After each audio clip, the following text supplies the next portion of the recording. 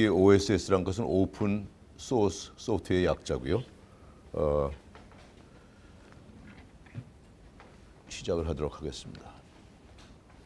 왜 OSS가 DoD에서 필요하냐? 오늘 이렇게 제 강연에는 영어가 좀 많이 나와요. 근데 그 좀 양해를 부탁드리고, 웬고하면 미국의 국방부, 국방성 거기 벤치마킹 하다 보니까 영어를 왜 군에서 공개 소프트웨어를 써야 되느냐? 우선 종속을 탈피해야 된다. 종속 지금부터 말씀드리는 거는 이제 여기서 따온 거예요. 여기 보면 타이틀이 뭐예요? Open Source Software and the Department of Defense. 누가 쓴 건가 하면 General US Army, Retired US Army. 그러니까 이제 미국 그저 육군 장성 은퇴하신 분, 그분이 쓰신 건데, 이런 말이 있어요. 하이티에서 미국 군이 작전을 했어요. 근데 백악관에서 연락이 왔어요. 인포메이션을 좀 보내라. 근데 백악관 포맷 알지? 그걸 좀 보내라.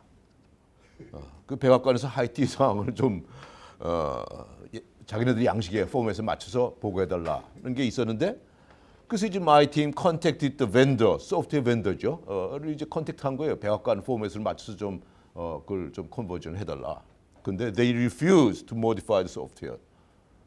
안 해준 거예요. 여러 가지 이유가 있겠죠. 그러나 만일 저때 군에서 그 소프트웨어 소스 코드를 갖고 있었으면 어떻게? 그러면 그 vendor 아니더라도 누구라도 동원해서 백악관이 요구하는 포맷에서 맞춰서 보고를 해줄 수 있었을 텐데 못했다는 거죠. 그래서 이제 저런 것이 종속됐다는 거죠, 그죠? 그래서 DoD is one of the largest consumers of DoD는 세상에서 공개 소프트웨어를 제일 많이 쓰는 기관 중에 하나다, 이렇게 쓰고 있죠. Imagine, 이걸 상상해봐라. 뭐를? If only the manufacturer of the rifle의 manufacturer만 were allowed to clean, fix, modify, and M16을 했는데 M16의 클리닝도 밴더만 할 수 있고, 업그레이드도 밴더만 할 수 있고, 모디파이드, 픽스도 것만 할 수 있으면, 그럼 어떻게 될 거냐? Monopoly on the knowledge of software. 마찬가지다. 총에 대한 그 지식을 군에는 하나도 안 주고, 문제가 생기면 무조건 vendor한테 와서 하라고 하면 총도 마찬가지, 소프트웨어도 마찬가지 아니냐. 이렇게 비유를 하고 있어요.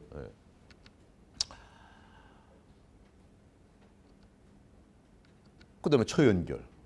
지금 4차 산업혁명 시대는 초연결 아니에요, 그죠? 이제 웬가하면 지구상 어딜 가도 초연결될 수 있는 통신 인프라가 이제 깔렸어요, 그죠?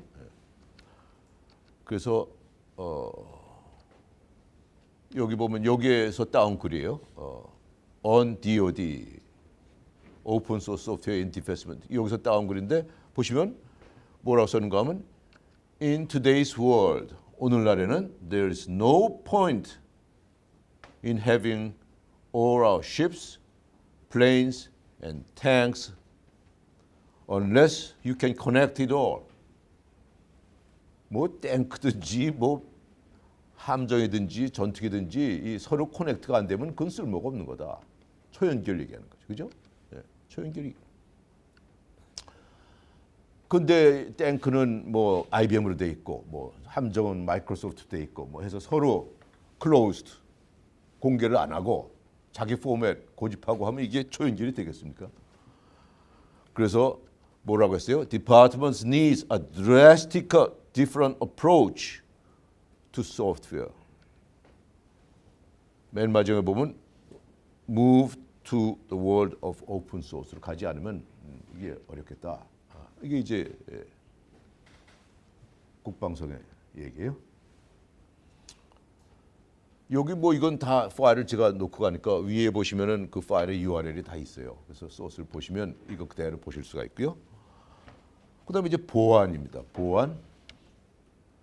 여기 보면 이제 이 인터넷에 U.S. Department of Defense 미국 국방성에서 Chief Information Officer CIO가 관리하는 FAQ가 있어요. 그래서 국방성과 공개 소프트웨어 관련된 많은 질문들에 대한 답을 여기서 하고 있는데 거기서 하나를 따왔어요. 여기 보시면 7년 동안에 국방성이 이게 데이터베이스 프로그램이에요. 데이터베이스 프로그램을 상용 데이터베이스 프로그램을 썼는데 7년을 썼는데 백도어가 있었어요. 거기에. 그걸 어떻게 알아내느냐? 그걸 어떻게 알아내는가 하면 7년 동안 의심을 안 하고 썼죠. 왜? 이건 우리 회사에서 만든 소프트웨어인데 그 소스 코드를 공개를 안 하니까 절대 안전합니다 하고 쓴 거예요. 7년 쓰고 나서 거의 백도어가 있다는 거. 그러니까 7년 동안에 국방성 데이터가 줄줄줄 샌 거죠, 외부로. 그 어떻게 일어난 거냐? 그거는 그 프로그램이 was released as 공개 소프트웨어로 바꾼 거예요. 그리고 공개 소프트웨어로 바꾸자마자 within 5 months 5개월 만에 해커들이 그걸 알아내서 fix 한 거예요. 여기서 이제 몇 가지 좀 질문이 있죠.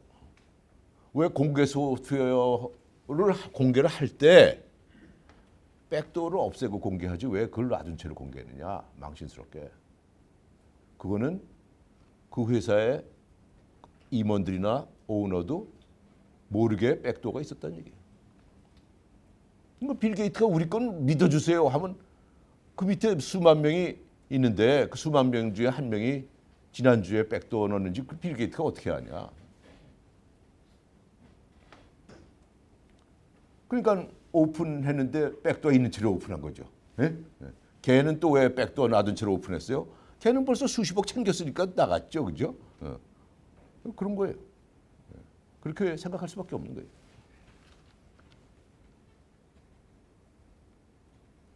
만약 공개 소프트웨어 안 시켰으면 어떻게 되느냐? 계속 줄줄 샌 거죠. 그죠?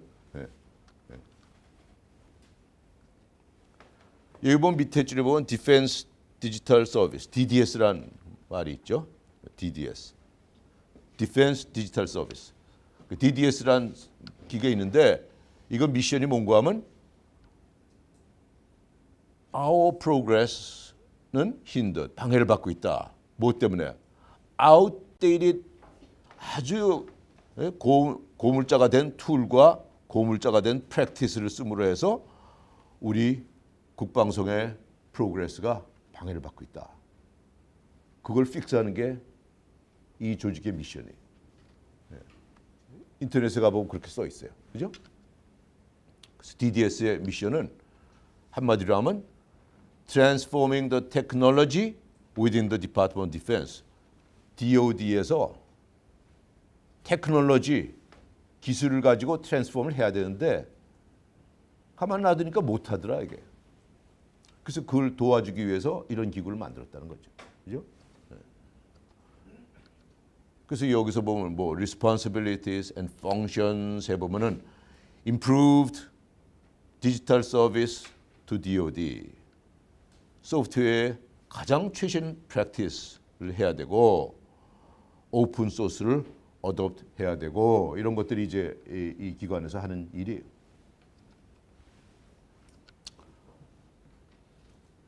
여기서 최근 수행한 프로젝트를 하나 소개해드리면 Hack the Pentagon. 펜타곤을 해킹해보자. 이런 프로젝트를 한 거예요. 정부 차원에서는 최초 시도라고 그래요. 그걸 해보니까 리절트가 어떻게 나왔느냐. 익스펙테이션을 훨씬 뛰어넘는 리절트가 나왔다. 예를 들어서 이 Hack the Pentagon을 하니까 하자마자 13분 만에 첫 번째 버그가 나왔고 보안 패치가 6시간 동안에 200개의 버그를 찾아냈고 전 세계에서 보안 전문가 1,400명이 달려들었고 이 사람들이 구멍을 그 버그를 찾아낼 때마다 이렇게 소에게 그걸 주는데 그날 하루에 나간 돈만 7만 불이 나갔고 그랬다는 거예요. 그래서 여기서 그치질 않고 핵도 펜타곤에서 그치질 않고 에어포스도 따라한 거예요. 핵도 우리 공군도 한번 해보자. 예. 그래서 밑에 줄에 보면 뭐 조그맣게 글이 나와서 제가 그걸 확대를 해보여요. 보면 뭐라고 돼 있어요? 공군도 소프트웨어를 해킹했는데 32개국에서 참여를 했는데 110개 버그를 찾아냈고 보상금이 12만 불이 나갔다.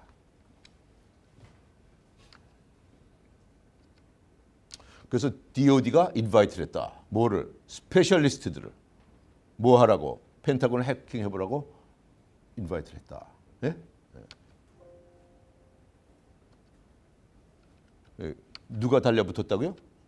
시큐리티 스페셜리스트. 전 세계에 시큐리티 전문하는 해커들이 달라붙어가지고 해킹했다. 여기 신문 기사 보면 뭐라고 나와 있어요? 뭐라고 나와 있는 거 한번 볼까요? 펜타곤이 해커들을 초청했더니 fixed thousands of bugs. 수천 개의 버그를 픽스했다.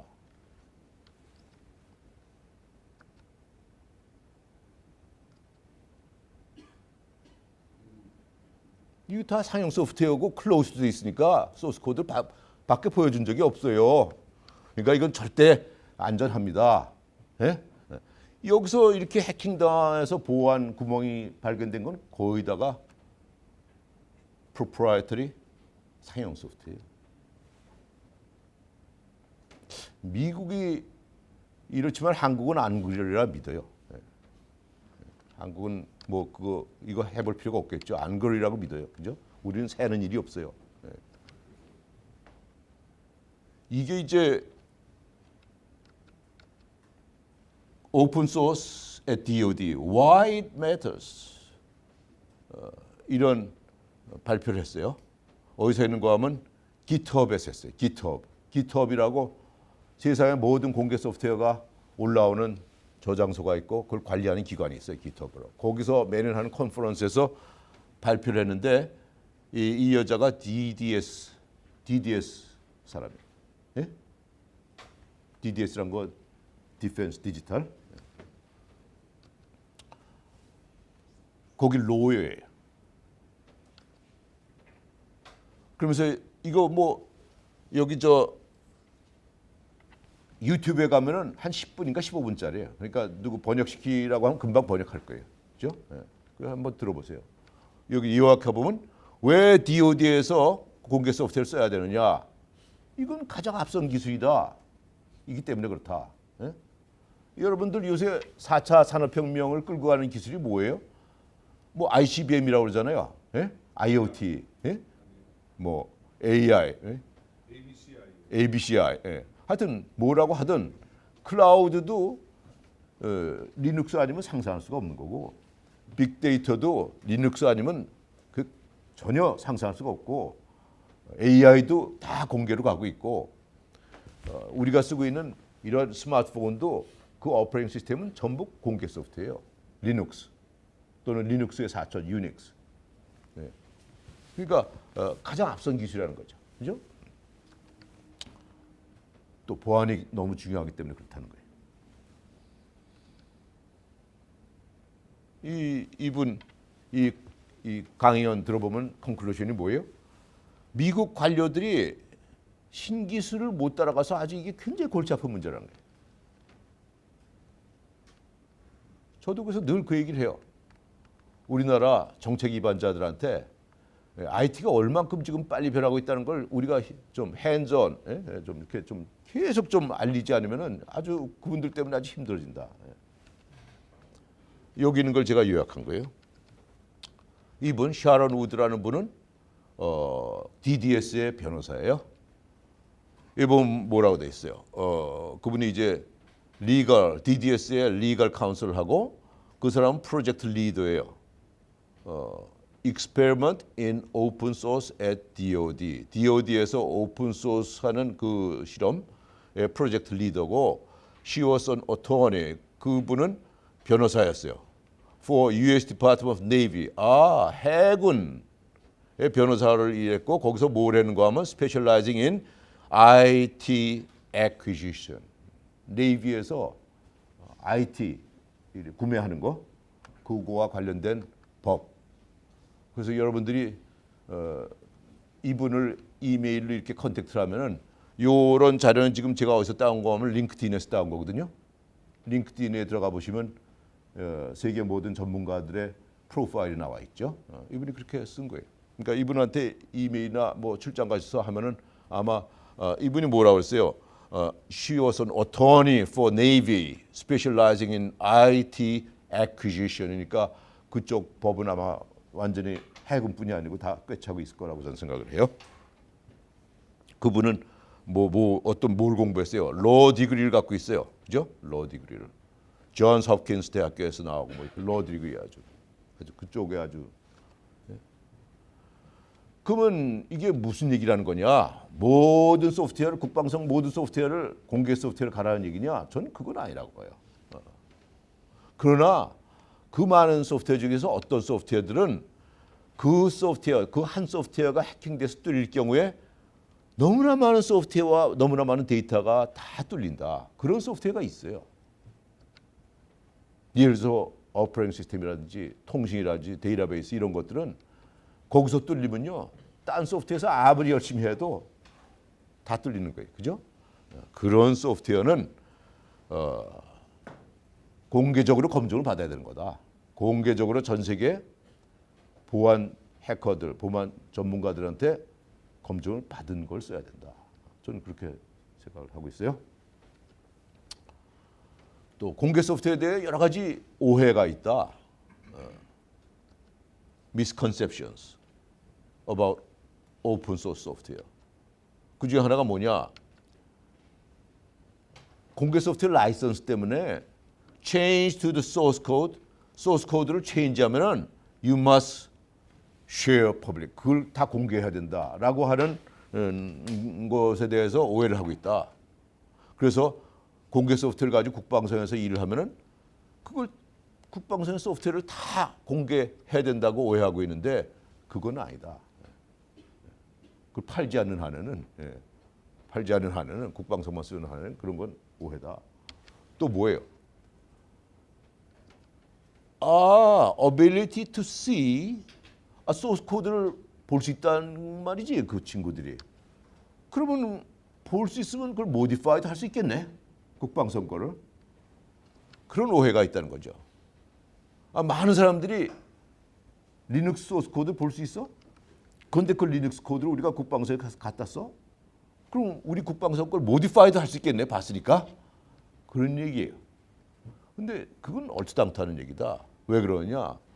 공개 소프트웨어는 이제는 자의적으로 이렇게 모디파이하고 디스트리뷰트하는 것이 아니고 깃허브에 올려서 깃허브에 있는 걸 갖고 가고 하는데 깃허브에 올리고 갖고 가면은 깃허브에서 그 소프트웨어를 이렇게 디스트리뷰트하고 다운로드할 때는 철저하게 암호화돼서 아무도 그 과정에서 끼어들 수가 없다. 그거는 전 세계 수천 수만 명의 해커들이 다 검증한 거다. 그렇기 때문에 국방성에서 공개 소프트웨어를 썼다고 해서 모디파이 할 수 있는 건 아니다. 천만의 말씀입니다. 그건 모르시고. 그래서 여기 보면 misconception about security of open source software 이런 글이 떠 있는 거예요. 보안, 예산. 예산은 뭐 다 아시다시피 공개 소프트웨어는 소스 코드가 공개되어 있는 것만 아니고 공짜 아니에요, 그렇죠? 그래서 물론 공짜는 아니죠. 그 소스 코드에 대해서 돈은 줄 필요 없지만 여러 가지 교육을 받는 거는 돈을 내야 되고, 예? 또 디스트리뷰트하는 거 이런 거는 돈을 내야죠, 그죠? 예. 어쨌든 미국 국방성은 OSS 기반으로 이렇게 했더니만 회계연도 2,500만 달러를 절약했다. 예. 뭐 이런 걸 갖고 공격하는 사람들도 많아요, 그죠? 예. 그건 하여튼 미국 국방성은 이렇게 얘기하고 있는 거예요. 이런 여러 가지 이유 때문에 DOD는 has a long history of using open source software. 그리고 국방성만 그런 것이 아니고 DOD는 is joined by growing list of U.S. federal agencies adopting open source, including National Security Agency. National Security Agency는 뭐예요? 보안에 관한 하는 미국에서 제일 강도 높은 보안을 해야 되는 것이죠. 거기도 공개 소프트를 하고 있다. 왜? 검증이 됐으니까.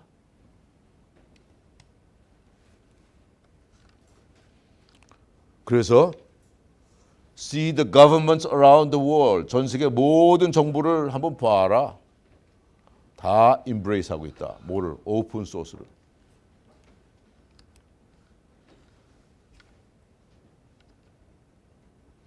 뭐 2003년부터 이거 뭐예요? 이건 뭐 quick list of open source software used in DoD. 이게 언제 얘기예요? 2003년 얘기예요. 벌써 20년 가까이 된 얘기예요. 왜 우리한테는 이런 정보가 안 오냐? 뭐 굉장히 재미있는 퀘스천이에요. 그죠? 왜 이런 정보가 우리한테는 안 오냐? 여기 보면 또 이런 기사가 있어요. Pentagon is set to make a big push toward open source software next year. 언제 그래요? 한 5달 전에 그래요. 그러니까 2018년부터 펜타곤은 아주 본격적으로 공개 소프트를 할 거다. 왜 이런 게 우리한테는 미디어나 이런 데 안 알려지는 거예요? 일본 뭐예요? Besides the cost. 돈 얘기만 하는 건 아니다. 예산만 이슈가 아니다. 그건 뭐냐? 테크놀로지를 빨리빨리 도입해야 되는 거 아니냐? 예? 오픈 소스를 가면은 펜타곤이 as soon as the new code, as soon as the new code. 이게 공개 소프트웨어가 아니면요, 뉴 코드가 나왔어요. 소문이 돌아야죠. 예산 확보해야죠. 1년 가요. 그다음에 애퀴지션 해야죠. 심사해야죠. 또 1년 가요. 배워야죠. 또 1년 가요. 3년, 4년 걸려요. 공개 소프트는 as soon as the new code 나오자마자 예산이 무슨 예산이고 심사가 무슨 예산. 갔다가 그냥 스타디 해보면 되는 거예요. 적어도 3년, 4년, 5년의 갭이 있는 거예요. 적군은 최신 기술로 이렇게 나오는데 우리는 3년, 4년, 5년 뒤처진 걸로 따라가면은 그게 국방부가 되겠습니까? 이스라엘이 시리아를 치면은 제일 먼저 해야 되는 게 정보전이에요, 그죠? 저쪽 레이더 이런 거 다 해야 되는 거예요. 저쪽은 우리보다 3년, 4년 앞서 있는데 우리는 3년, 4년 말이 안 되는 거예요, 그죠?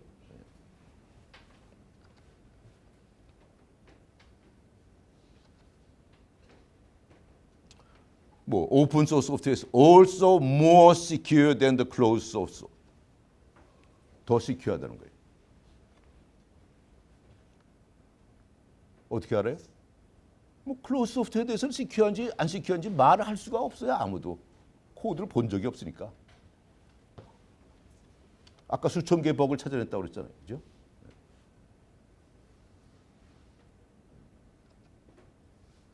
일본 CIA의 소프트웨어 개발자도 goes open source로 가기로 했다. CIA 소프트웨어 개발 거기 나온 글이에요. 뭐라고 써놓은 거 한번 볼까요?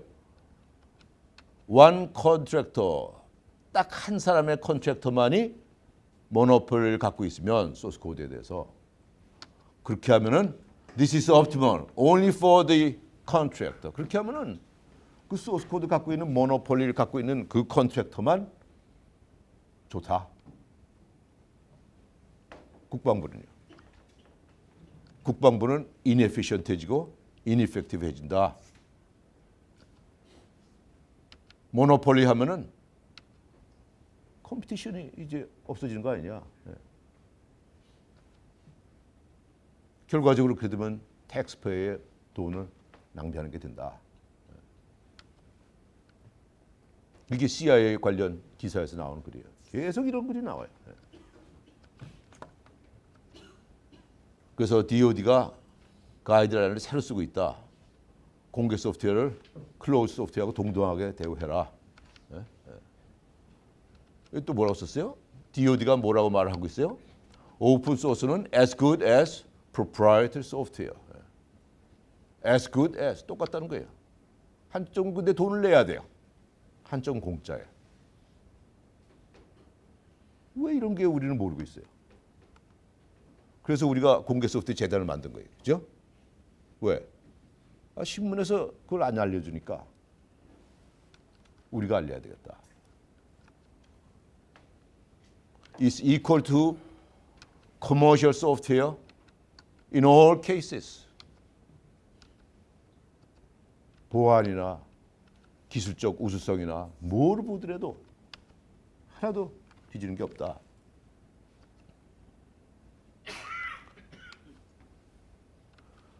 by the law, 그 법을 바꿔서 purchase decision 할 때 지금까지는 공개 소프트웨어로 구입하는 걸 굉장히 어렵게 만들어놨는데 그걸 바꿔야 된다.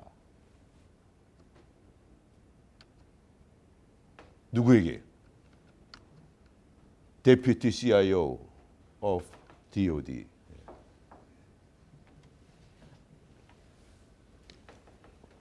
어떨 때는 CIO보다는 데피티 CIO가 더 업무에 대해서 더 잘하는 수가 있어요.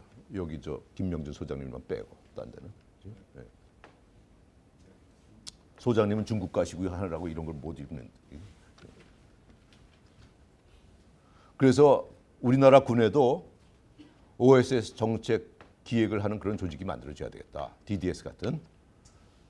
그래서 거기서 OSS를 위한 정책을 기획을 하고 그 과정에서는 국내외 민간 전문가들 대거 참여시켜서 정책을 기획하고 그래서 어떤 기술이 있는지 파악하고 보안에 어떤 영향을 미치는지 파악하고 인력 양성은 어떻게 할지 군 내 공개 소프트웨어 인력 양성 어떻게 할지 군 밖에서 인력 양성은 어떻게 할지 지금 클로즈 소프트웨어인데 그걸 공개 소프트웨어로 넘어가야 될 그런 일이 있다면은 그 변화는 어떻게 변화 관리를 할 건지 체인지 매니지먼트를 어떻게 할 건지 예산은 어떻게 할 건지 이런 것들을 거기서 검토를 해서 국방부에 그걸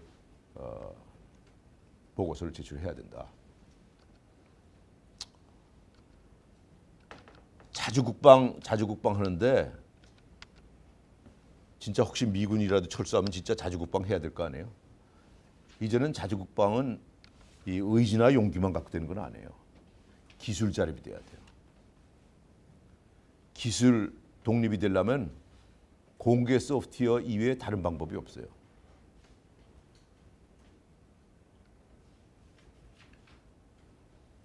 이걸 제가 설명드리기 위해서 좀 딴 얘기를 좀 하겠습니다. 우리나라가 이제 앞으로 뭘 먹고 살 거예요?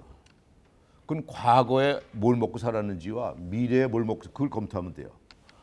과거에는요, 뭘 먹고 살았는가 하면 자동차나 뭐 TV 이런 굴뚝 산업을 먹고 살았어요. 그러다가 최근에는 메모리 반도체 그리고 이동전화 갖고 먹고 살고 있어요. 그죠? 앞으로는 다 4차 산업으로 넘어가야 돼요. 그죠? 그러면 여기서 하나씩 좀 보겠습니다. 굴뚝 산업을 보죠. 굴뚝 산업. 뭘 먹고 살았어요? 뭐 이런 거 팔고 이런 거 팔고 이런 거 수출하고 뭐 이런 거 수출했죠. 이게 굴뚝 산업이에요. 근데 굴뚝 산업은 공통점이 뭐예요? 뜯어보면 돼요. 뜯어보면 역공학을 해보면 이 친구들이 이렇게 만들었구나. 그러면 뭐 우리가 엔진은 못 만들지만 뭐 이거는 만들 수 있겠네 해서 30% 40%도 시작하는 거예요. 예? 그래서 10년 20년 가면 드디어 엔진까지 만드는 거예요. 그게 굴뚝 산업의 공통점이에요. TV도 뜯어보고 라디오도 뜯어보고 자동차도 뜯어보고 다 뜯어보면 돼요. 소프트웨어는 문제가 뭐예요? 뜯어봐도 아무것도 안 보여요. 그래서 굴뚝 산업은 보면은 뭐 예를 들어서 자동차 같은 게 있으면 포드가 재패하다가 좀 시간이 지나면 일제가 재패하다가 좀 시간이 지나면 국산이 재패하다가 이제 인도나 중국이 이제 나타날 판이에요. 가전 같은 거면 미국의 제너럴 일렉트릭이 재패하다가 소니 일제가 재패하다가 국산이 하다가 이렇게 돼요. 왜? 이거 다 뜯어보면 알 수 있는 거 아니에요? 뜯어보면 알 수 있는 거고 또 뭐예요? 플러스 후진국으로 갈수록 인건비가 싸요. 그러니까 제조업을 여기서 해야 되죠. 땅도 싸요. 그리고 전기값도 싸요. 우리는 원자력을 쓰니까. 예? 미국이나 이런 데 굉장히 비싼 전기를 쓰잖아요. 그죠? 그래서 이 승자, 굴뚝산업은 계속 바뀌어요. 그래서 중국처럼 영국에 비해서 산업혁명이 200년, 300년 늦게 시작을 해도 얼마든지 먹을 게 있어요. 왜? 뜯어보면 되고 인건비가 싸고. 그죠? 그런데 소프트웨어는 달라요. 소프트웨어는 보시면 대형 컴퓨터 하면 IBM이에요. 70년 전에도 IBM, 지금도 IBM. PC 하면 70년에도 이게 데이터베이스 하면 70년 전에도 오라클, 지금도 오라클이에요. 순위가 바뀐 적이 없어요. 어디 같이 위에처럼 바뀐 적이 없다고요. 왜? 이거는요 역공하기 안 되거든요. 또 인건비가 싸다는 게 아무런 의미가 없어요. 뭐 공장, 뭐 건물 토지값이 싸요? 아무런 의미가 없어요. 전기값이 싸요? 아무런 의미가 없다고요. 오로지 기술이에요. 그래서 굴뚝산업은 이제 미래가 없다. 왜? 우리도 그냥 지나가는 거다 한번. 우리 뒤에 이제 베트남 나타나고 중국 나타나고 하면 이거 방어할 방법이 없다. 그다음에 메모리 반도체예요. 바로 옆에 삼선 있죠, 그죠? 메모리 반도체 관련해서 기사를 제가 하나 소개해드리겠습니다. 2017년 그러니까 한 4, 5개월 전의 기사예요. 뭐라고 나와 있어요? 미국이 일본 반도체를 죽였다. 조금 볼까요? 80년대 일본 반도체가 세계 시장을 석권했었다. 그에 대해서 미국이 거기에 대해서 이제 브레이크를 걸었다. 그 보면 이제 보시면 이때 80년대 일본 반도체가 세계 시장을 석권했고, 그러니까 미국이 압력을 가했고, 그래서 협정을 맺었고, 그것 때문에 일본은 반도체가 망하기 시작했고, 삼성전자가 선두가 됐다. 이런 글이 나와 있어요. 이걸 조금 더 자세히 볼까요? 이런 글이 있어요. 이건 뭐예요? 이거는 최양규 교수, 카이스트의 전자과 교수예요. W 하는 교수예요. 뭐라고 썼어요? 냉전 시대 때 미국은 군사적인 냉전 시대 때는요. 미국의 첨단 전자공학하는 반도체 과학자들은 전부 무기 개발에 매달렸다는 거예요.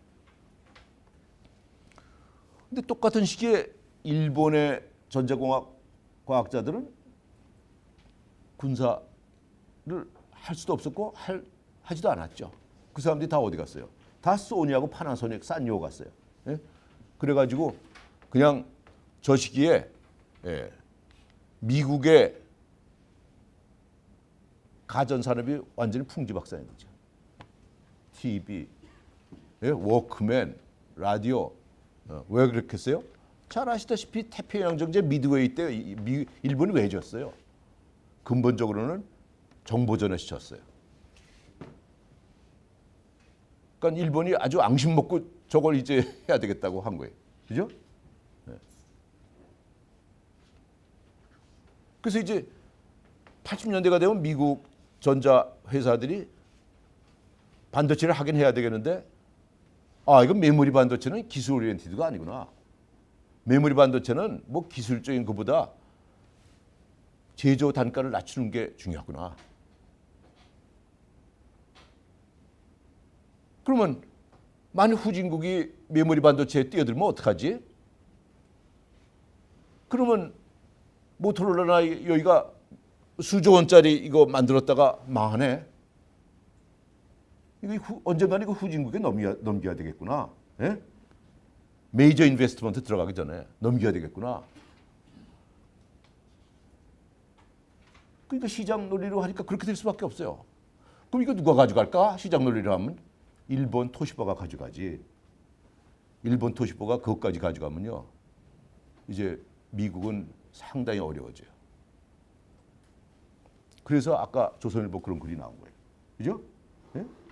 조선글이 나오고, 그래서 저는 그때 미국에 있었는데 80년대 그때 반도체 기술을 이용한 일본산 가전제품이 빠른 속도로 미국 시장. 그래서 미국 사람들이 저때 굉장히 위기 의식이 팽배하죠. 예? 일본이 다 가져가는구나. 만약 저때 반도체, 메모리 반도체까지 일본을 줬으면 사실 그렇게 됐을 거예요. 어떻게 해요, 그래서? 그래서 맨 밑에 줄에 보면 뭐라고 돼 있어요? 미국은 일본을 견제하기 위해서 한국의 반도체 기술 이전을 묵인했다, 줬다는 거예요. 시장도 주고 기술도 줬다는 거예요. 그게 앞에 페이지에서 우리가 봤던 이 기사입니다. 일본의 반도체를 죽인 미국 반덤핑 조사. 예? 예. 80년대 세계 시장을 석권했던 일본 반도체에 대한 보복이 대표적인 거다. 이건 미드웨이 해전의 연장선상에서 보셔야 돼요. 오케이? 그래서 지금 우리가 삼성전자가 뭐 낸드 플래시 만들고 그 뭐 메모리 가지고 먹여 살래요? 왜 그렇게 됐어요? 일본을 견제하기 위해서 미국이 한국에게 기술도 주고 시장도 줬다. 미국은 일본을 견제하기 위해서 한국의 기술 이전을 묵인했다. 그게 제 얘기가 아니고 카이스트의 전자과 교수 얘기. 인터넷에 다 떠 있는 거리. 그다음에 이동전화는 어떻게 되느냐?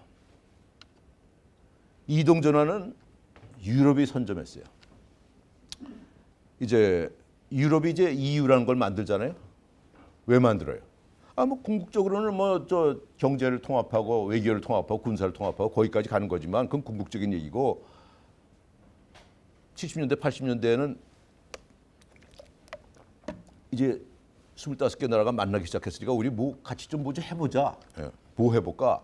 제일 만만한 게 이동전화예요. 왜? 아니 나라마다 유럽의 나라마다 이게 다르니까 뭐 핀란드에서 독일을 가든지 스페인을 가려면은 30분마다 국경을 건너야 되는데 그때마다 그 나라 이동전을 사야 되잖아요. 그죠? 예? 한 30분 쓰려고. 예? 그러니까 웬만한 지식인들은 다 프랑스 거, 독일 거, 뭐 이렇게 가지고 이태리 거 몇 개씩 갖고 있어야 되니까 이게 난리도 아니죠. 우리 이거 유럽 표준 만들어 보자. 그게 1호를 뜬 거예요. 그래서 87년에 GSM이 나온 거예요. TDMA라는 기술로 타임 디비전. 그리고 91년에 상용화를 시작한 거예요. 그러니까 이제 외국에서도 야 우리 그거 좀 쓸 수 없냐?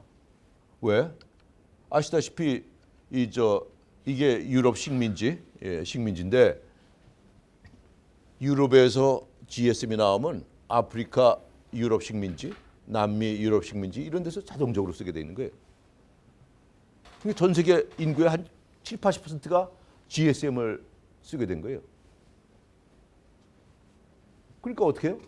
유럽연합이 유엔에다 제출하죠, 그죠? 이거 세계 표준 이동전화로 합시다. 미국이 큰일 난 거예요. 왜? 만약 저렇게 그냥 갔으면은 오늘 현재는 이제 독일 메르켈 총리가 미국의 트럼프 대통령 이동전화를 감청할 수 있게 되죠, 그죠? 거꾸로 가는 거예요. 큰일 난 거죠. 큰일 난 거예요. 어떻게 해야 돼요? 반격해야죠. 그때 반격할 때 쓴 기술이 TDMA가 아니고 TDMA는 타임 디비전이에요. 그게 아니고 소위 CDMA란 거예요. CDMA는 코드 디비전이에요. 코드 디비전에 대해서 좀 설명을 드리죠. 2차 대전 때 미국 잠수함에서 어뢰를 쏴요. 어뢰 쏠 때는 잘 조준해서 빵 잘 쏘죠. 문제는 이게 가다가 해류가 있고 또 적함이 도망을 하면 그거 쫓아가지고 운전을 해야 돼요. 근데 그거 무서우니까 주파수를 타고 가야 돼요. 만약 상대방이 그 주파수를 알아내면은 이게 이제 어뢰가 딴 데로 가는 거예요. 저 문제를 어떻게 해결할까? 해군 장교가 굉장히 그거 갖고 고민할 때 그 부인이 특허를 냈어요. 그 부인이 유명한 여자 배우고 피아니스트예요. 그 여자가 피아니스트니까 어뢰하고 잠수함이 떠날 때 악보 똑같은 악보를 가지고 떠나게 합시다. 그래서 깊은 산속 옹달샘. 그래서 이 박자에 맞춰 가지고 요 주파수 쓰다가 요 주파수 이렇게 똑같이 주파수 이렇게 계속 옮기게 합시다. 그래서 악보를 뭐라 그래요? 코드라고 그러죠. 그 CDM이에요. 이 여자예요. 이게 42년도에 군사용 특허예요. 근데 저거를 너무나 저게 비밀 군 통신에 중요했기 때문에 반세기 동안 민간인은 몰랐어요. 저 카드를 꺼내들기 시작한 거죠. 왜? 이게 말이죠. 가성비가 2배가 돼요. 왜 그런지 아세요? 제가 여기서 김명전 소장님하고 이렇게 통화를 하면은 어떤 주파수 줄 거 아니에요. 이렇게 통화하면 MBC 주파수 주고 이렇게 통화하면 SBS 주파수 주고 저렇게 통화하면 KBS 주파수 줄 텐데 이 통화가 다 끝날 때까지 그냥 SBS 주파수 그냥 쓴다고 둘이서 독점적으로. 근데 지금 독점적으로 할 때 좀 쉬웠잖아요. 우리가 대화를 할 때 한 반 정도는 정보가 안 가요. 그게 언더유틸라이즈 되는 거죠. CDM에는 그걸 왔다 갔다 하기 때문에 그걸 갖다 쓸 수 있는 거예요. 너 둘이 하는데 지금 안 가잖아, 패킷이. 우리 좀 껴서 보내자. 내가 빌 때는 네가 와서 써. 그래서 이 공백기를 활용하기 때문에 TDMA보다도 가격과 성능이 2배예요. TDMA는 또 갈 수가 없는 게 TDMA를 가면은 유럽이 모든 데 다 특허를 걸어놨기 때문에 엄청 돈을 내야 돼요. 그죠? CDMA를 꺼내들죠.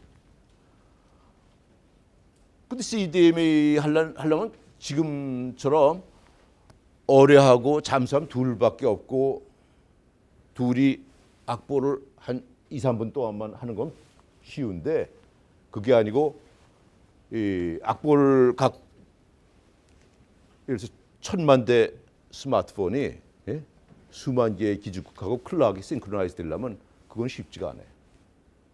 그래서 그게 고난도 기술이죠. 왜? 분산 처리 환경에서 그 수천만 대의 CPU의 클락이 계속 동기화가 되지 않으면은 이게 악보에 맞춰서 이게 안 되죠. 그래서 할 수 없이 미국이 GPS 인공위성을 밀리터리로부터 민간으로 오픈을 해요.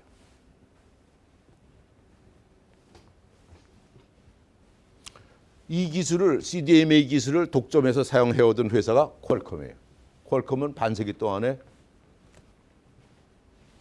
미국 군통신 CDMA 그걸 독점해왔죠. 그죠? 이런 거는 다 퀄컴의 창업자 데이브 목이라는 사람이 쓴 책, 퀄컴 이야기. 여기 보면 다 이거 번역판이 다 나와 있어요. 거기 보시면 돼요. 그죠?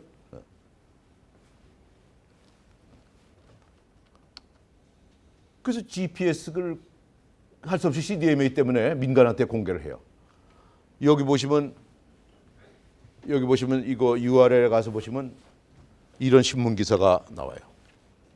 97년에 US Secretary of Transportation 미국의 장관이 이런 말을 했다. Quote, Most people don't know what GPS is. 97년에 미국 사람들이 대부분이 GPS가 뭔지를 모르지만 5년이 지나면은 모든 미국 사람들이 우리가 GPS 없이 어떻게 살았지? 라고 말을 하게 될 것이다. 라는 글이 있어요. 그죠? 저 때는 미국만 GPS 인공위성을 갖고 있었어요. 이게 수십 대가 있어야 되니까. 유럽이나 공산권은 GPS가 없었어요. 그죠? 그러니까 CDMA 할 수 있는 나라는 미국밖에 없었던 거예요.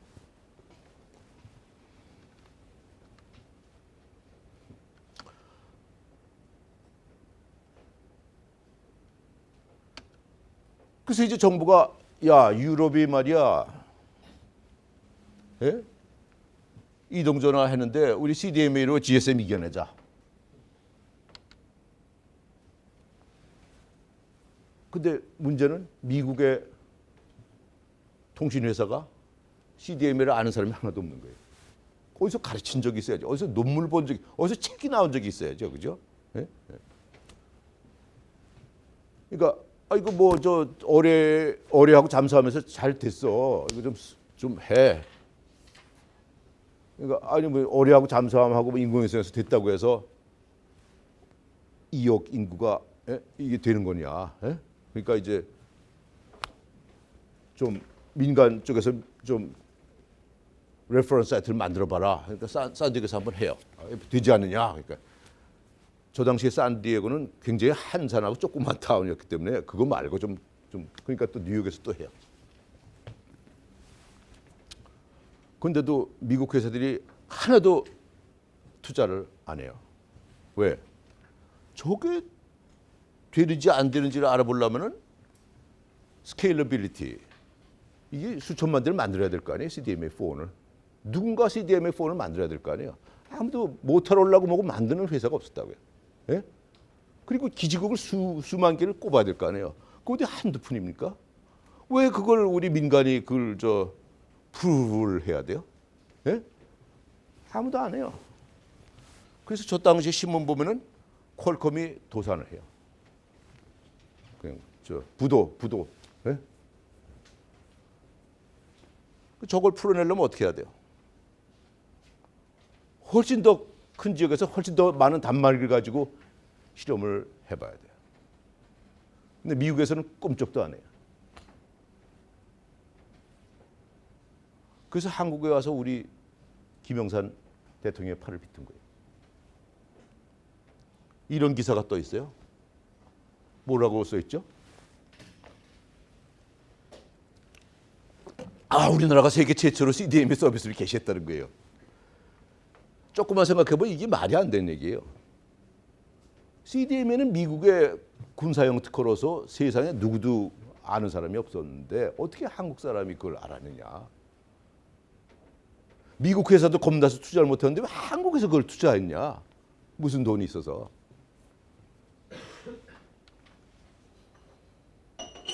(95년) 이수성 총리 있을 때.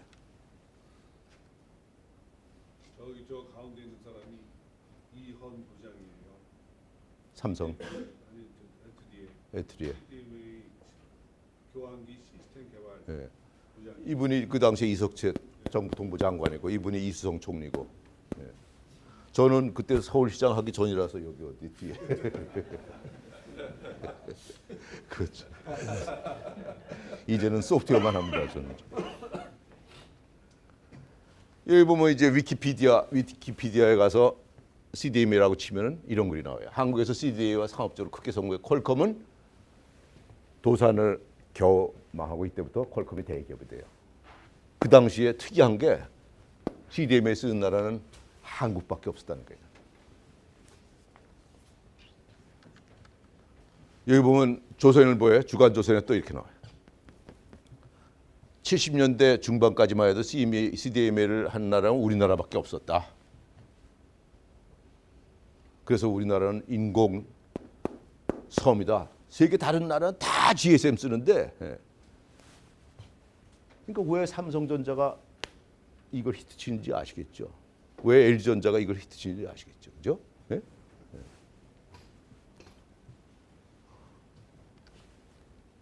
중국에도 들어가려고 하는데 중국에도 이미 GSM이 들어가 있었어요. 우리나라에 상륙한 다음에 중국에 들어가려고 그러거든요. 중국의 CDM에게 들어가기 위해서 중국의 WTO 가입을 허가해줘요. 한번 볼까요? WTO 딜을 CDMA in China 2001년에 이런 기사가 떠요. 좀 자세하게 볼까요? U.S. stands on China's entry into WTO. 미국은 중국이 WTO 가입하는 걸 반대해왔어요, 계속. 그것이 바꿨다는 거예요. 언제? Following the MOU between China의 Ministry of Information and Qualcomm. 어제 저녁 때 퀄컴하고 CDMA 사인한 다음에 오늘 아침에 WTO 가입이 발표가 나요. 저때 CDMA 가지고 커머셜 한 거는 우리나라밖에 없어요. 먹고 살죠 이제. 왜? 퀄컴이 기술을 다 줬어요. 물론 100% 준 건 아니에요. 일부 핵심은 칩을 주고, 그러나 기술을 주지 않으면 우리가 이걸 어떻게 CDMA 폰을 어떻게 만들어요? 그 기술을 안 주면 우리가 CDMA 기지국을 어떻게 만듭니까? 그러나 전 세계 최초로 CDMA 기지국과 CDMA 폰 기술을 우리나라가 갖게 됐고, 시장은 저렇게 중국이고 막 넓혀가니까 이렇게 먹고 사는 거예요 지금.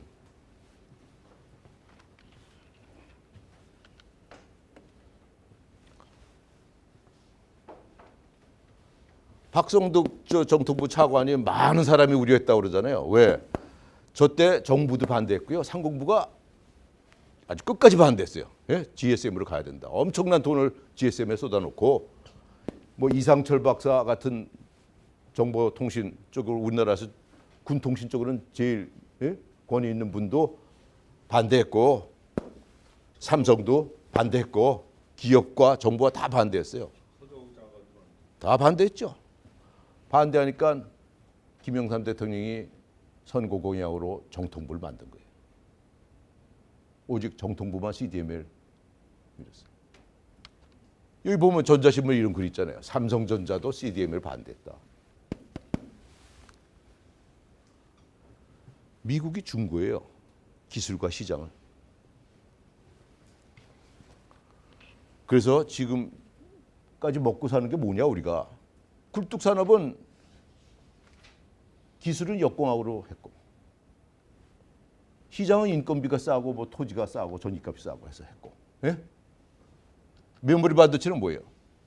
일본을 견제하기 위해서 우리가 그냥 이게 뭐 그냥 갑자기 기술도 우리한테 주고 시장도 우리한테 주고, 이동전화도 유럽을 견제하기 위해서 기술도 주고 시장도 줬다. 예? 4차 산업혁명은 어떻게 할 거냐? 잘 알다시피 4차 산업혁명은 원료도 아니고 자본도 아니고 공장도 아니고 전기도 아니고 인건비도 아니에요. 그래서 오로지 사람이 하는 거예요. 사람이 한다는 걸 조금 더 구체적으로 말씀드리면 뭐예요? 기술을 교육시켜야 되고, 기술만 교육시켜서는 안 돼요. 그 사람이 그 교육을 힘들게 받고 나면은 그 기술을 써먹을 수 있는 시장을 만들어줘야 돼요. 근데 소프트웨어 기술은 공개 소프트웨어 이외에는 대안이 없어요. 다른 IBM이나 마이크로소프트에는 전부 소스 코드가 없어요. 그냥 사용법 교육만 시켜요. 사용법 교육. 예?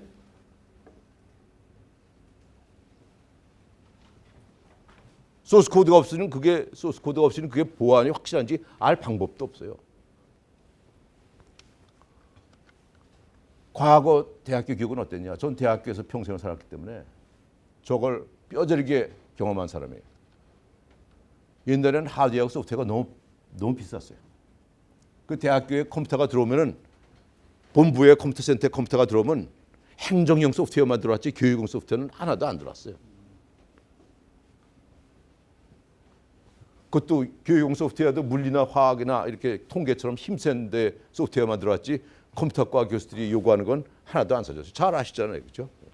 우리 전부 주니어고 소수고 힘이 없고 그래서 소프트웨어가 없었어요. 또 소프트웨어가 또 들어온다고 하더라도 소스 코드가 안 따라왔죠. 소스 코드가 안 따라오면 어떻게 돼요? 그러면 이제 사용법만 교육시키는 게 사용법만. 그래서 30년 동안 대한민국 대학교는 그냥 종이하고 책하고 연필 가지고 이론하고 논문만 교육했고, 그래서 컴퓨터 사이언스만 했어요. 과학만. 테크놀로지는 안 했다고. 저는 이 얘기를 뭐 삼성전자나 LG전자나 거기 사장님들한테 너무나 많이 와서 시달림을 받아요. 너 어떻게 졸업시켰길래 삼성에서 멀티코어 칩 만들어 가지고 여기다 OS 올리라고 그러면 못 올리고 파일 시스템 밖으로 못 올리고 어떻게 너희들은 논문만 쓰냐? 논문이 밥 먹여주냐? 논문도 써야 되죠. 그러나 테크놀로지도 해야 되는 게 기술이 없었어요. 80년대 되면은 워크스테이션 사오는데 워크스테이션을 1억짜리 사오면 그 가격의 80%가 소프트웨어였거든요. 그러나 소스 코드는 안 따라왔죠. 그러다가 2004년부터 공개 소프트웨어가 쏟아져 나오기 시작해요. 이건 무료예요. 대학교에서 얼마든지 이건 갖출 수 있어요. 소스 코드에. 이건 사용법만 교육시키는 게 아니고 진짜 원천 기술을 가르칠 수가 있게 돼요. 그리고 무엇보다도 이거는 free. 이게 돈의 free라는 것이 아니고 라이선스에서 free예요. 마이크로소프트 같은 그런 또는 IBM 같은 거는 어떻게 해서 소스 코드를 봐도 그게 법에 묶여 있어요. 내가 모디파이 해서도 안 되고 다른 컴퓨터로 옮겨도 안 되고 집으로 갖고 가도 안 되고 하면 어떻게 돼요? 영장 가요. 이건 마음대로, 그죠? 그러니까 이제 대학교 교육이 이제 혁신할 수 있는 역사상 최초의 상황이 단군 이래로 최초로 소프트웨어도 이제 역공화할 수 있는 시대가 된 거예요. 아, 소프트웨어도 역공화할 수 있어. 예?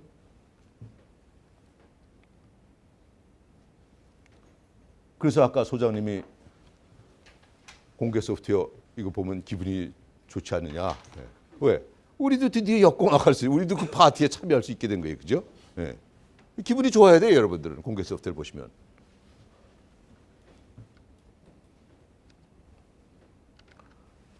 뭐 그래서 뭐 컴퓨터 대학교도 말이죠. 뭐 영문과도 그렇잖아요. 영문과도. 뭐 셰익스피어하고 이런 것만 가르쳐서 되겠습니까? 진짜 사람이나 기업이 필요한 걸 가르쳐야지. 스킬과 이런 것도 가르쳐야지. 그죠? 그냥 이론만, SCI 페이퍼만 이렇게 한 거예요. 그죠? 자, 이제 공개 소프트웨어가 나와서 이런 것이 바뀔 수 있게 됐어요. 그래서 저도 서울대학교에서 리눅스 강의를 해봤거든요. 문제는 뭐예요? 계속 폐가인 거예요. 수강 신청하는 애들이 없어요. 우리나라 나이파에서 그래서 조사를 했거든요. 지난 10년 동안 공개 소프트웨어 학원들도 있어요. 전멸했어요. 공개 소프트웨어 학원이. 그럼 너희들 왜 안 듣느냐 하면 뭐라 그래요? 아니 우리나라 공개 소프트웨어 쓰는 데가 하나도 없는데 그걸 왜 공부합니까? 그게 공부하는 게 만만치가 않아요. 리눅스 하면 리눅스 커널을 공부하는 게 박사 따는 것보다 더 어려워요. 더 오래 걸리고 더 많은 시간이 들어가요. 왜? 40년 동안 수만 명이 개발한 건데 그게 어떻게 그렇게 쉽게 만만히 들어요? 아무도 안 듣는 거예요. 그러면 왜 공개 소프트웨어를 좀 그걸 어댑트 안 합니까? 그 사람들 뭐라고 그러는지 아세요? 아니 국내 공개 소프트웨어 아는 사람이 하나도 없는데 우리가 어떻게 그걸 아냐. 아주 티피컬하게 치크네 에그 문제. 그러면 뭐 이거 매를 들어가지고 기업체들 보고 야 그래도 희생적으로 해야 될 거 아니야. 안 되죠. 기업체는 내년에 그 돈이 수십억 수백억이 들어오지 않으면 문 닫아야 되는데요. 그러면 어떻게 해야 돼요? 이 생태계를 공공기관이 앞장서서 해줘야 돼요. 전 세계 모든 나라가 다 공공기관이 앞장서서 공개 소프트웨어를 만드는 거예요. 왜? 공개 소프트웨어는 역공화할 수 있는 유일한 통로고 공개 소프트웨어는 인력 양성, 실전적 원천 소프트웨어 기술을 과학이 아니고 할 수 있는 유일한 통로고 우리나라가 소프트웨어 기술을 자립할 수 있는 기술 자립이에요. 과학 자립이 아니고 우리도 소프트웨어 기술 만들자 할 수 있는 유일한 통로다. 그래서 공공에서 공개 소프트웨어를 채택하면은 그러면 생태계가 만들어질 거 아니냐. 예? 그러면 그때 가서 민간인들이 공개 소프트웨어를 와 채택하게 되겠죠. TV 만드는 회사, 자동차 만드는 회사, 예? 선박 만드는 회사들이 예? 그러면 드디어 4차 산업혁명에서 우리가 이걸 헤쳐나갈 수 있는 동력을 얻게 되는 거다. 그래서 전 세계 모든 나라가 공공이 앞장서서 공개 소프트웨어. 영국 같은 나라 뭐예요? 아래 한글 안 된다 이제. 예? ODF라고 해서 오픈 도큐멘트 포맷. 예? 공개 소프트웨어 워드 프로세서를 써야 된다. 예? 이런 거 다 법으로 정해 나가고 있는 거예요. 예? 우리나라는 항상 뒷북이에요. 그죠? 근데 역사를 보면요. 국방성이 IT를 견인할 때 앞장선 사례가 너무 많아요. 애니악 컴퓨터는 왜 만들었어요? 탄도 계산하려고 만들었죠. 거기서 유니백이 만들어지고 거기서 IBM이 나온 거예요. 코볼은 누가 만들었죠? 미 국방성이 해서 만든 거예요. 그래서 저게 프로그램 랭귀지의 효시가 돼요. CDMA 조금 아까 말씀드렸죠? CDMA가 없었으면은 오늘날 이게 없습니다. 삼성전자에게. 예? 네. 스마트폰이 발전한 거예요. GPS 국방성이 해가지고 오늘날 저걸 가지고 무인차도 하고 저거 가지고 LBS Location Based Service. Location Based Service가 뭐예요? 자동차가 뭐 버스가 언제 도착하지 뭐 이게 다 내비게이터 이게 다 LBS 아니에요, 그죠? 다 국방성 때문에 이런 일이 벌어지고 있는 거예요. 뭐 이미테이션이라는 영화 있잖아요. 2차 대전 때 독일 암호 깨는, 예? 거기서 암호 저거 해가지고 지금 뭐 핀테크라든지 블록체인이라든지 뭐 비트코인 이런 게 다 저기서 나온 거 아니에요? 알파넷이 뭐예요? 미 국방성이 연구비를 쫙 전 세계에 뿌리는데 그 연구비 받는 기관을 관리하기 위해서 만든 게 알파넷이에요. 인터넷은 그거의 후신입니다.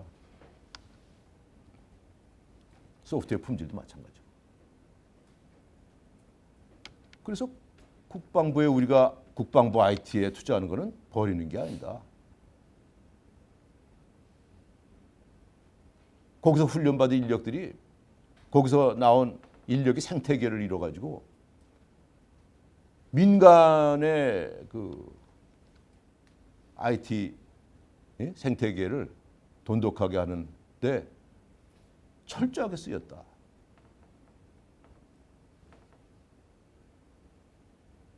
이 IT 생태계를 민간 보고 하라고 하면 어렵다. 왜? 거기는 단기적인 목표밖에 못해요. 민간은 단기적인 거. 오래 투자했으면 오래 그게 회수가 돼야 돼요.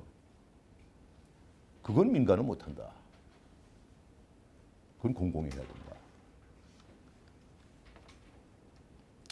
여기서부터 뭐 법제도니까 뭐 이건 저 혹시 뭐 필요한 분들만 보시고 시간이 지금 이제 40분이 됐으니까 여기 보시면 뭐 참고로 뭐 저 예를 들어서 왜 그 요것만 한 5분 설명드리죠. 왜 공개 소프트웨어가 신기술을 그거 하는 거냐? 그러면 뭐 아까 뭐 말씀드렸지만 ICBM 4차 산업혁명을 이끌고 있는 기술은 ICBM인데 I는 IoT, 클라우드, 빅데이터, AI, 모바일 이런 건데 여기서 예를 들어서 그 C 하면 클라우드인데 예를 들어서 아마존이 갖고 있는 클라우드는 서버가 500,000, 100만 대 반이니까 50만 대인데 그게 다 리눅스다. 왜? 저건 몇 년 전 얘기예요. 올해는 50만 대가 아니고 100만 대, 200만 대로 가요. 그걸 전부 한 대당 30만 원씩 이렇게 했으면은 어떻게 우리한테 공짜 이메일을 주고 어떻게 우리한테 공짜 하드디스크를 2기가씩 주냐. 그건 말이 안 된다. Why does Google, Amazon, Facebook, 트위터들이 전부 리눅스로 클라우드를 하냐, 서버를 하냐. 똑같은 이유예요. 그죠? 물론 코스트도 좋지만은 다운이 안 되더라. 사용 그보다도. 여러 가지가 있어요. 그 아주 신기술인 거예요. 그죠? 뭐 스테빌리티도 좋고 프로텍션도 좋고 업데이트도 아주 잘 되고 커스터마이제이션 좋고 뭐 도대체 뭐 최신 기술이라는 거죠. 빅데이터. 뭐 클라우드가 없으면 빅데이터도 없는 거죠. 그죠? IBM이 빅데이터, AI와 빅데이터를 위해서 뭐를 쓰느냐? 자기네 컴퓨터 안 쓰고 리눅스 쓴다. 하둡. 이것도 저 공개 소프트웨어죠. 그죠? 모바일 하면은 안드로이드 아니면 아이폰인데 안드로이드는 보시다시피 오퍼레이팅 시스템이 리눅스다. 아이폰은 어떠냐? 아이폰 오퍼레이팅 시스템은 iOS인데 이거 이건데 이거는 유닉스의 손자다. 유닉스는 리눅스하고 99%가 똑같아요. 그죠? 그러니까 공개 소프트웨어가 없이는 4차 산업혁명은 생각할 수 없다. 그래서 하여튼 보안, 예산, 여러 가지 또 우리나라 소프트웨어 기술의 생태계 이런 걸 여러 가지로 고려해 볼 때 국방부가 좀 앞장을 쓰고 과기정부나 이런 데는 그걸 좀 이렇게 서포트 좀 해주고 이렇게 가는 것이 맞다고 생각을 합니다. 장시간 경청해 주셔서 감사합니다. 이렇게 마치겠습니다.